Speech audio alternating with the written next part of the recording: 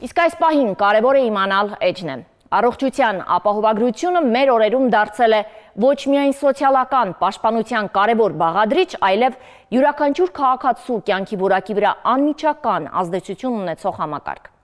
Ինչպես է գործում ապահովագրության մեխանիզմը, ինչ փոփոխություններ են սպասվում ոլորտում եւ ինչպես է կառավարվում ռիսկերը։ Առողջապահության համընդհանուր ապահովագրության հիմնադրամի հատուցումների կառավարման եւ ռիսկերի մեթոդաբանության բաժնի ղեկավար Նաիրա Ավետիսյանի հետ հենց այս հարցադրումներին ենք այսօր պատասխանելու։ Բարև ձեզ։ Բարև ձեզ։ Շնորհակալ եմ Տիկին Նաիրա, որ այստեղ եք եւ շնորհակալ եմ, որ պատրաստական եք պատասխանելու այն բոլոր հարցադրումներին, որոնք այս ամբողջ ընթացքում հավաքվել են, կուտակվել մեր քաղաքացիների կողմից ուղարկված։ Քանի որ սովորաբար մենք ներկայացնում ենք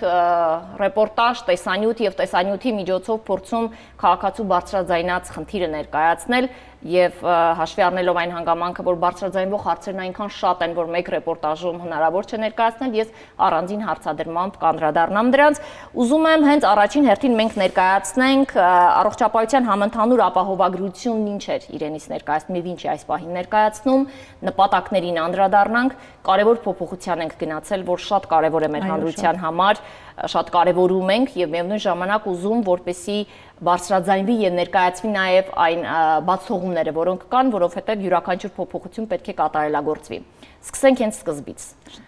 Ներկայացնեմ, որ առողջության համընդհանուր ապահովագրությունը դա առողջապահության մի համակարգ է, որի միջոցով ապահովագրական շահառուները ստանում են անհրաժեշտ բժշկական ծառայությունները ճիշտ ժամանակին եւ միտված է նվազեցնելու այդ հիվանդատության ցուցանիշները, մահացության ցուցանիշները, բարելավել առողջապահության համակարգը, ծառայությունները դարձնել ավելի հասանելի, բուժօգնության որակը բարելավել եւ ստեղծել սոցիալապես համերաշխ առողջապահական համակարգ։ Եվ առաջի հերթին այդ ֆինանսական բեռը նվազեցնել, որ նախկինում գրպանից վճարումներ էին մարդիկ կատարում բուժօգնության համար։ Շատ լավ։ Այսօր մենք ունենք արդեն որոշակի անցած ճանապարհ։ Ինչ ենք արձանագրել այս ճանապարհին։ Արձանագրել ենք մեր քաղաքացիների բազմաթիվ գոհունակություններ, որ այն մարդիկ, որոնք չեն կարողանում օգտվել առողջապահական ծառայություններից, քանի որ ֆինանսապես էլ մեծ մասին հասանելի չէին դրանք, հիմա քաղաքացիները ստանում են անվճար բուժօգնություն եւ դրա մասին են վկայում այդ ամբուլատոր պոլիկլինիկական օղակի հաճախելիության, դիմելիության աճը, քանի որ քաղաքացիները փորձում են իրենց կարիքները բավարարել առողջապահության բնագավառում, այդ առողջացած կարիքները։ Բնականաբար կա նմանատիպ խնդիր, ես ուզում եմ անդրադառնալ, թե որ խմբերի համար է համակարգը նախատեսված այս փուլում եւ ինչպես է իրականացվելու փուլային ընդլայնումը, որովհետեւ գիտեմ, որ նմանատիպ ընդլայնում է նախատեսված։ Ուրեմն նախատեսվում է իրականացնել փուլային տարբերակով, ինչպես ասեցի, 2026 թվականի հունվարի 1-ից ընդգրկվեցին ավելի խոցելի խմբերը, առաջնահերթ 0-ից 18 տարեկան երեխաներ, 65+ մեր թոշակառուները, ինչպես նաև սոցանապահով հատուկ խմբերում ընդգրկված քաղաքացիները, որում ներառված են նաև զոհված զինծառայողի ընտանիքի անդամները։ Ինչպես նաև որպես շահառու դիտվեցին վարդու աշխատողները, 200,000-ը գերազանցող աշխատավարձ, հաշվարկային աշխատավարձ ստացող աշխատողները, ինչպես նաև անհատ ձեռնարկատերերը, նոտարները, որոնց տարեկան շրջանառությունը եկամտային կազմում է 2,400,000 1 դրամից եւ ավել։ Ներկա պահին առողջության համընդհանուր ապահովագրության համակարգում ընդգրկված է մոտ 1,600,000 մարդ։ Եվ փուլային տարբերակով է ընդլայնվելու այդ ցանկը, 2029-ի դրությամբ արդեն կանխատեսում ենք մոտ 95%-ի ընդգրկվածություն բնակչության։ Հրաշալի կլինի։ Եվ ծառայությունների աճ եւ բնակչության նոր խմբերի ընդլայնում։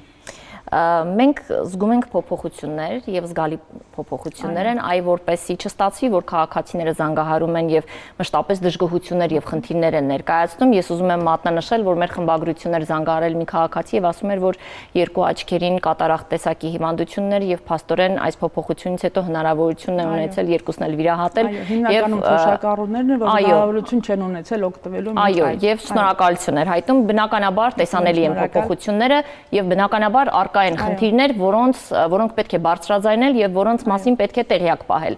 Օրինակ, ունեցել ենք զանգ, որի ընթացքում քաղաքացին նշել է, որ այն դեղորայքը քիմիոթերապիայի համար նախատեսված, որն ընդգրկված է ցանկում, որը պետք է ապահովի այս փաթեթի շրջանակում իրեն հրաժարվել են տրամադրել, նշելով, որ փաստացի նման դեղորայք չկա, հաստատված չի, գնացուցակը հաստատված չի, այ երբ քաղաքացին նմանատիպ պատասխան է ստանում։ Եվ մենք վստահություն ունենք օրինակ, որ այդ դեղորայքը հենց ցանկում ընդգրկված դեղորայք է, հաստատված է։ Ինչ քայլ պետք է անի քաղաքացին խնդիրներից խուսափելու համար։ Խնդիրներից խուսափելու համար նախ ներկայացնեմ, որ Առողջության համընդհանուր ապահովագրության այդ հիմնադրամի հոգաբարձուների խորհրդի կողմից հաստատված է դեղորայքի ցանկը, սահմանված են բոլոր գները, եթե համավճար է սահմանված, դա էլ է սահմանված այդ որոշման մեջ եւ այդ փաստաթուղթը տեղադրված է uhiv.am համընդհանուր ապահովագրության հիմնադրամի պաշտոնական կայքեջում։ Ես կխնդրեմ, որպեսզի մեր ռեժիսորը հենց այս պահին էկրանների վրա ներկայացնի այդ կայքը եւ հնարավորություն տա, որպեսզի քաղաքացիները օգտվեն։ Նշված է դեղորայքը տրամադրված է, ցանկը հաստատված է, եթե ինչ որ մի խնդիր կլինի անհատական մոտեցման դեպքում կարող են զանգ տալ 886 հիմնադրամի թեժ գծին այսպես կոչված եւ մենք անհատական մոտեցմամբ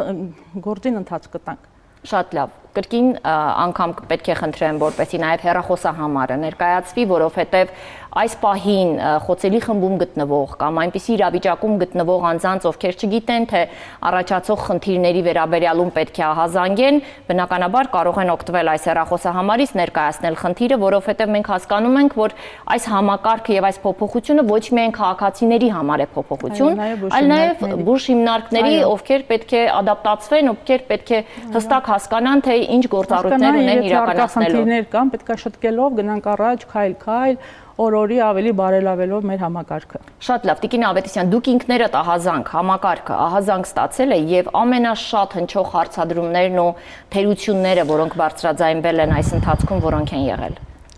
Ամենաշատ տրվող հարցերը ապահովագրավճարների հետ կապված հարցերն են, որ եթե մարդը եւ շահառու է եւ ինչ որ մի սոցիալական խմբում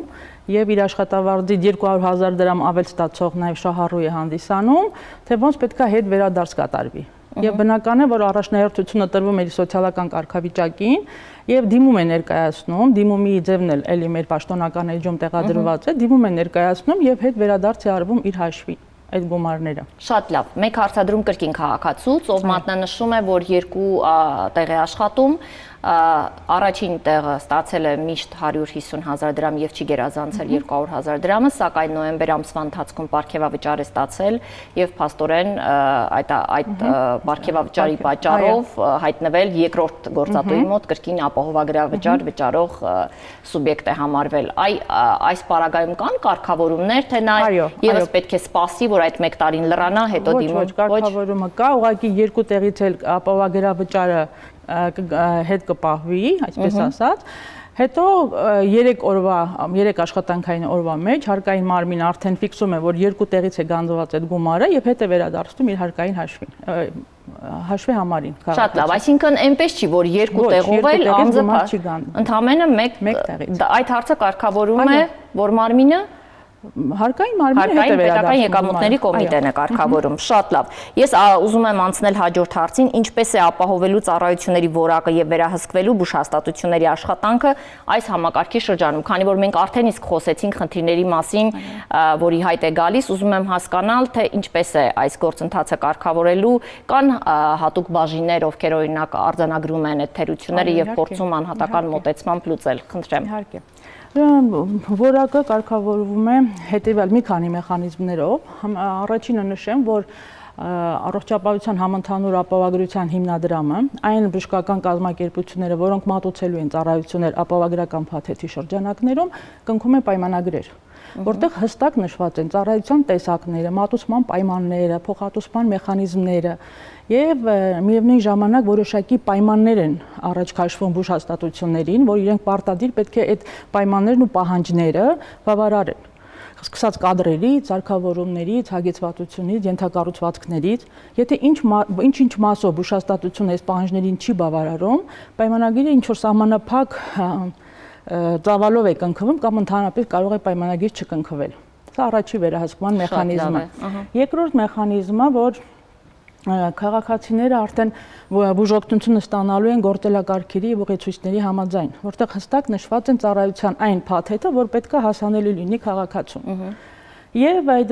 երրորդ կարևոր հանգամանքը, որ ընդհանուր մոնիտորինգներ են իրականացվելու եւ ուսումնասիրելու այդ բուժման ողջ ընթացքը, քաղաքացիների բարդությունների առաջացումը, կրկնակի հոսպիտալիզացիաների մակարդակը։ Եվ սրանք բոլորը բերելու են արդեն որակի վերահսկման մեխանիզմների նոր ներդրմանը եւ ավելի կատարելագործմանը։ Շատ լավ։ Եվ քանի որ մենք նշեցինք, որ արկա է հեռախոսահամար, որտեղ քաղաքացիները կարող են զանգել եւ նշել այն խնդիրների մասին, որոնք իրենք արձանագրում են փաստացի պրակտիկ առնչվելով յուրաքանչյուր դեպքում առանձին։ Նաև նշեմ կներեք էլեկտրոնային հասցեն info@yuhib.am, որտեղ էլի կարող են տվյալները ամբողջությամբ մեր էկրաններին կհայտնվեն, այս պահին գուցե նույնպես ռեժիսորը հնարավորություն ունենա ցուցադրելու եւ հայտնվելը բնականաբար կօգնի, որպեսզի քաղաքացիները կարողանան ճիշտ կողմնորոշվել։ Հաջորդ հարցադրմանը անդրադառնանք, արդյոք առողջության համընդհանուր ապահովագրությունը կնվազեցնի քաղաքացիների ֆինանսական բեռը բժշկական ծառայություններից օգտվելիս։ Ես գիտեմ, որ կա համաֆինանսավորում եւ որ դեպքերը դրանք կարող են լինել որոշակի ծառայությունների մասով է իհարկե օգտագործվում, բնականաբար քաղաքացին պետք է տեղեկացված լինի եւ բնականաբար պետք է իմանա, որպեսզի խուսափի նաեւ շահարկումից, որովհետեւ բացառություն չէ, որ օրինակ իրեն կարող են ասել, որ անկախ սրանից, օրինակ մի մասը դու պետքա վճարես, բայց արդյոք այդ ծառայությունը համաֆինանսավորման մեջ է ընդգրկված, թե ոչ, այստեղ է, որ քաղաքացին պետք է մեր կողմից ներկայացված կայքում այդ փնտրտուքը իրականացնի։ Մինչև համընդհանուր առողջապահության ապահովագրության ներդրումը պետական պատվերի շրջանակներում միայն սոցանապահով հատուկ խմբերում ընդգրկված անձինք էին օգտվում անվճար բժշկական օգնության ծառայություններից։ Եվ նվազագույն փաթեթի շրջանակներում որոշակի ծառայությունների մասով ամբողջ ազգաբնակչությունը։ Իսկ առողջության համընդհանուր ապահովագրության ներդրումից հետո արդեն մեր այդ ամբողջ ընդգրկված 1.600.000 քաղաքացիները արդեն հնարավորություն ունեն ստանալու առողջապահական ծառայություններ առանց լրացուցիչ ֆինանսական բեռի ավելացման։ Իրանք վճարում են ապահովագրավճար եւ որոշակի ծառայության մասով համավճար։ Եվ բուժօգնության այդ ծառայությունները կարող են իրենց հասանելի են անհետաձգելի վիճակներում, պլանային դեպքերում նաև եւ ճիշտ ժամանակին կարող են իրենք ստանալ իրենց անհրաժեշտ բժշկական օգնությունը եւ խուսափել հետագա բարդություններից։ Այո, եկեք մի փոքր խոսենք այն մասին, թե այս համակարգում ինչտեղ եւ նշանակություն ունեն պետական եւ մասնավոր բուժհաստատությունները եւ կա տարբերակում, օրինակ քաղաքացիներ, դուք պետք է գնաք պետական հիմնարկներ, որպեսզի օգտվեք այս փաթեթից, թե մասնավոր ընկերությունները եւս ներգրաված են։ Իհարկե նշեցիք, որ կատարվում է հետազոտություն եւս դրա հիման վրա է։ Ինչպես նշեցի, արդեն առողջապահության հիմնադրամը բժշկական կազմակերպությունների հետ կնքում է պայմանագրեր եւ այստեղ սեփականության ձևը կապ չունի։ Դա մասնավոր է, թե պետական է, անկախ սեփականության ձևից բժշկական կազմակերպությունների հետ կնքվում են պայմանագրեր եւ նույն պահանջներով, նույն պայմաններով։ Շատ լավ, հենց այստեղ է, որ մեր քաղաքացիները պետք է տեղեկացված լինեն եւ հստակ արձանագրեն, որ եթե դիմում եք մասնավոր բուժհաստատություն եւ այնտեղ ձեզ ասում են օրինակ, որ մենք մասնավոր բուժհաստատություն ենք եւ չենք կարող ձեզ սպասարկել, հիշեք, որ դուք կարող եք այո ճշտել եւ իմանալ արդյոք այդ բուժհաստատությունը ունի պայմանագրային ընդգրկված է, այո թե ոչ։ Եվ այս հարցադրմանը պատասխանելուց հետո բնականաբար կկարողանաք կողմնորոշվել, թե որ բուժհաստատություն կարող եք դիմել։ Եվ նշեմ նաեւ, որ բացառությամբ անհետաձգելի որոնք ուղեգրումը չի պարտադրում, պարտադիր ուղեգրում ԱՊՕ-ի կողմից, այլ կարող են ընդունարանի բժշկի շտապօգնության ուղեգիրը հիմք հանդիսանալ հոսպիտալիզացման։ Եթե քաղաքացու համար արդեն կա էլեկտրոնային ուղեգիր, որը լրացվել է ամբուլատոր պոլիկլինիկական կազմակերպության կողմից, քաղաքացին ազատ է իր ընտրության մեջ։ Ինքը կարող է ընտրել այն բժշկական կազմակերպությունը, որտեղ ինքը ցանկանում է բուժօգնություն ստանալ։ Շատ լավ։ Մենք խոսեցինք նպատակներից, որոնք շատ կարևոր են մեզ համար, արձանագրեցինք, մի փոքր հեռանկարին եմ ուզում նայել, ինչ հեռանկար ունի այս համակարգը։ Հեռանկարը բազմաթիվ են, ավելի երկարաժամկետ եւ նպատակն է, որ ունենանք բնակչության առողջության ընդհանուր բարելավում, ֆինանսական պաշտպանվածություն քաղաքացու։ Երրորդը այդ քիչ սոցիալական պետության, այո, սոցիալական համերաշխության եւ որ բնակիչները անկախ սոցիալական կարգավիճակից բոլորը ստանան նույն ծավալի, նույն որակի բժշկական օգնություն։ Այնուհետև այդ կանխարգելիչ հետազոտությունները մեծ դեր ունեն մեր ապահովագրական փաթեթում, մեծ ծավալ են զբաղեցնում եւ այս կանխարգելիչ հետազոտությունները մեզ թույլ կտան հիվանդությունները հայտնաբերել վաղ փուլերում եւ խուսափել հետագա բարդություններից եւ ելքը ավելի բարենպաստ կլինի։ Ինչպես նաև ուզում ենք ստեղծենք կայուն, արդար եւ արդյունավետ առողջապահության համակարգ, որտեղ գերակա է քաղաքացու առողջությունը։ Շատ լավ։ Եվս մեկ հարցադրում, քանի որ մենք այսպես հիմնական, այսպես առաջնային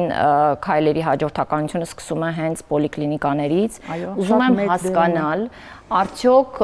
մենք ունենք այն ռեսուրսները, այն պատրաստվածությունը պոլիկլինիկաներում, ինչը հնարավորություն կտա, օրինակ, յուրաքանչյուր քաղաքացուն սպասարկել պատշաճ որակով, ճիշտ ուղղորդել, ուղեգրեր ուղարկել, նախապատրաստել այդ գործընթացները, վերապատրաստման ինչ-որ գործընթացներ կատարվել են, թե ոչ, պատրաստ են մեր պոլիկլինիկաները այս հեղաշրջմանը։ Այն առումով են պատրաստ, որ շատ բարձրացվել է պոլիկլինիկայի դերը առաջնային օղակի, այդ թվում նաև ընտանեկան բժիշկ, մանկաբույժ, թերապևտ եւ այդ առողջապահական փաթեթի օգտվելու գործընթացի առաջնային օղակը համարվում է պոլիկլինիկան, ԱՊ բժիշկը։ Եվ առաջնահերթ քաղաքացին պետք է բուժօգնության դիմելու այդ ընթացակարգը սկսի հենց այդ օղակից։ Այնքանով են պատրաստված, որ մի նորամուծություն է արվել այդ առողջապահության համընդհանուր ապահովագրության մեջ, որ քաղաքացին ոչ միայն պետք է դիմի իր տարածքային պոլիկլինիկայի նեղ մասնագետին, որ արդեն առաջնային օղակի բժիշկ ուղեգրում է,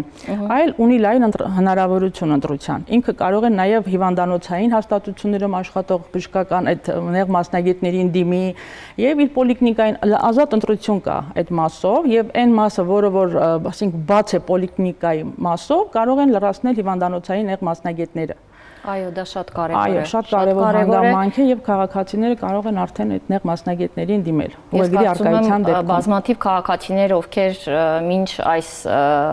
փոփոխությունները իրենց պոլիկլինիկաների տեղը չգիտեին եւ չէին դիմել, հիմա արդեն դիմելիությունը շատ ավելացել է։ Շատ լավ, ամփոփելով մեր զրույցը ուզում եմ նախանշել այն հերթական քայլերը, որոնք դեռ պետք է կատարվեն, փոփոխությունների շղթան, որոնք արդեն գծագրվել են նախարարության կողմից եւ առհասարակ ուղերձ մեր հանրությանը։ Փոփոխությունները դե ինչպես նշեցինք, հունվարի 1-ից է ներդրվել եւ ինչպես ցանկացած նոր սկսվող գործ լիքը անելիքներ կան, լիքը փոփոխություններ կան, որ պետք է արվել։ Մենք ընթացիկ այդ աշխատելով, փոփոխելով քաղաքացիների եւ շատ մեծ, ասեմ, դերակատարություն ունի այս օղակում քաղաքացին եւ իր բուժառուն, իր դիրքորոշումները, իր նկատառումները, իր բողոքները ինքը հայտնելով շատ մեծ օգնում է եւ մենք տեսնում ենք թերացումները որ մասում են, որտեղ պետք է շտկումներ իրականացվի։ Եվ քաղաքացու ձայնը շատ լսելի է եւ արձագանք է ստանում։ Այնպես չի որ ցանկացած զանգ արձագանք է ստանում, մենք հետևողական ամեն զանգի հետևից գնում ենք, որ շտկենք բոլոր թերությունները։ Եվ առաջիկայում, ինչպես նշեցի,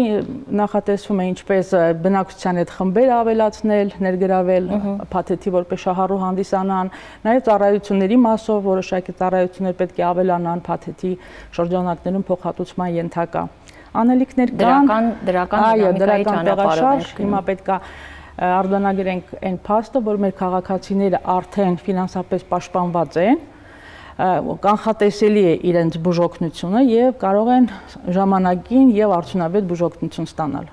Հրաշալի, շնորհակալ եմ ձեզ։ Ես մեր քաղաքացիներին ուզում եմ հիշեցնել, որ հենց այս պահին կրկին անգամ էկրաններին հայտնված հեռախոսահամարին եւ տվյալներով կարող եք կապ հաստատել, ձեզ հուզող հարցերը ներկայացնել եւ պարզապես ներկայացնել թերևս այն խնդիրները, որոնց առնչվում եք, որովհետեւ հենց այստեղ մենք հենց նոր արձանագրեցինք, որ յուրաքանչյուր փոփոխություն բերելու է մի իրավիճակի, երբ երկուստեք առաջանալու են խնդիրներ, չլուծված հարցեր, մենք միասին ենք փորձելու այդ հարցերը լուծել։ Կլինեն հարցեր, կլինեն խնդիրներ, դուք կարող եք նաև կապնվել մեր հաղորդաշարի հետ եւ մենք ինքներս կփորձենք որոշակի խնդիրներ բարձրաձայնելու տարբերակով լուծում տալ։ Բայց նաև կան հեռախոսահամարներ, որտեղ փաստացի հավաքագրվում են ձեր կողմից ներկայացվող խնդիրները եւ փորձ է կատարվում համենայն դեպս արմատապես լուծել այդ խնդիրները։ Յուրաքանչյուր փոփոխություն միշտ կատարելագործման ճանապարհին է հասնում վերջնարդյունքի։ Ես վստահ եմ, որ համատեղ ուժերով եւ խնդիրների քննարկման այսպիսի մասշտաբով մենք կարողանանք հասնել իրական դրական վերջնարդյունքի։ Ձեզ անչափ շնորհակալ եմ այսչափ կարևոր տեղեկատվությամբ մեզ հետ կիսվելու համար։ Խնդիրն այնպիսին է, որ մենք պարբերաբար կարող ենք անդրադառնալ, իսկ ես ձեզ հիշեցնում եմ, որ այնինչ որ այստեղ խոսվում է եւ քննարկվում, կարևոր է իմանալ։